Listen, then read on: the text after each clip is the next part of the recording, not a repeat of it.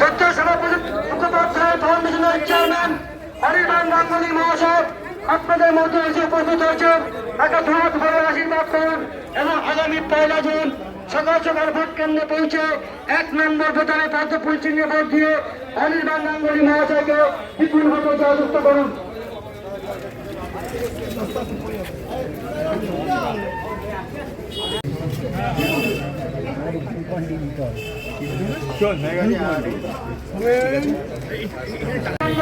প্রতিদ্বন্দ্বিতা করছে তিনি আপনাদের মধ্যে এসে উপস্থিত হয়েছেন। এই গঙ্গাপুর অঞ্চলের প্রত্যেকে শুধু নাগরিকবৃন্দকে জানাই ভারতীয় জনতা পার্টির পক্ষ থেকে অনেক অনেক